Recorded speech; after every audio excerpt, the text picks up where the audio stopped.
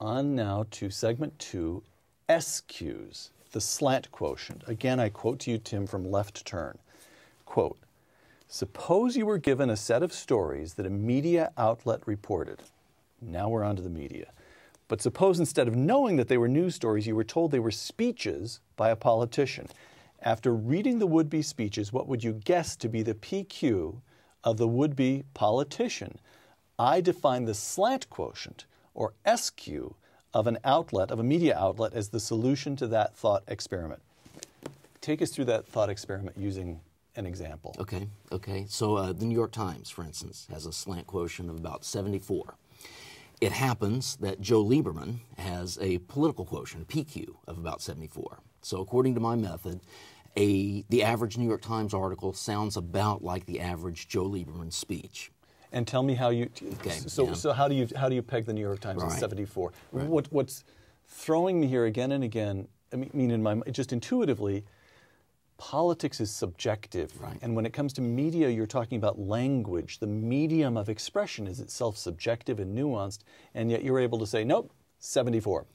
Precise. It's the precision that you have to translate this content into data. And the way I did it, one method was to look at the think tanks that the New York Times would cite. And so when I say they have a 74, like Joe Lieberman's PQ of 74, that means when the New York Times cites think tanks, left-wing, right-wing, centrist, they pick a mix of think tanks that's about the same mix that Joe Lieberman picks when he cites think tanks on the Senate floor. All right.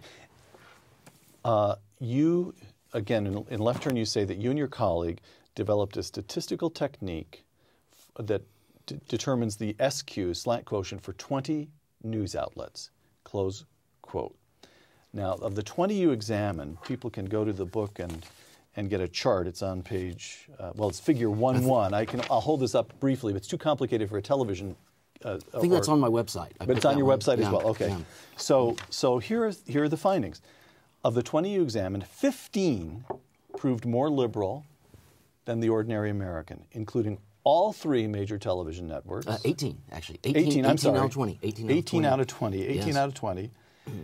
All the major television networks, Time Magazine, Newsweek Magazine, the New York Times, and the Los Angeles Times. Did any of that surprise you? You know, given these surveys of journalists that, ask them, especially there's a couple famous surveys that ask Washington correspondents, who'd you vote for last election? And the typical answer in a typical election be 93% will say for the Democrat. This is overwhelmingly liberal. That is more liberal than Berkeley, California, Cambridge, Massachusetts. And so, this is, about like a typical academic department. And I kind of live among the tribe of liberal academic departments. And so maybe it wasn't that surprising, just given the environment and how liberal everyone. But, still, you got to measure the content, not their views in their heart. The most liberal news pages in America, not the editorial page, but the news pages, appear in which newspaper? It's the Wall Street Journal. Yeah. Surprised. A little bit of surprise to me. What was the date of this?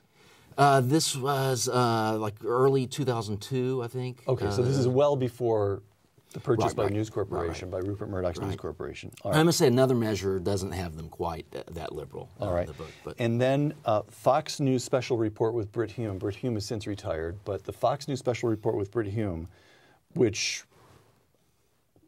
liberal friends of mine consider not only conservative, but venomously conservative, is actually liberal-ish. About as liberal as liberal Republican senators from Maine, Susan Collins and Olympia Snowe, correct? Right. 40 slant quotient. Now, how can that be? Why is it this? Well, that was slightly right of center, actually. 40, slightly right of center. Slightly right of center. Although, in a second method I use examines the facts people reported on the Bush tax cuts. Go ahead and take us through that. By that measure, even Special Report was slightly liberal.